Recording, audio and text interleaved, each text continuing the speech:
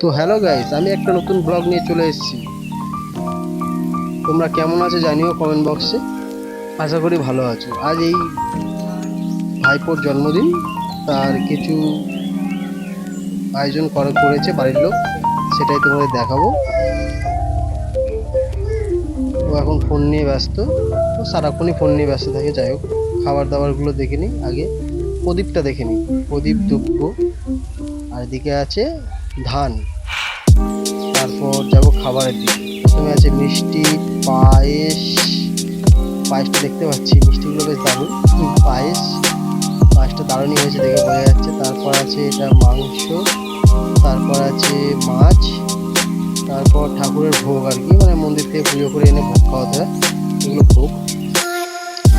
তারপর মাছের লেজা, তারপর আলু পটল চিংড়ি, তারপর ডাল, তারপর আছে চাটনি আর জল। ভাতের থালাটা ভালো সাজানো হয়েছে। পরে যেহেতু খেতে পারবে না, আরও বাচ্চা আছে, তার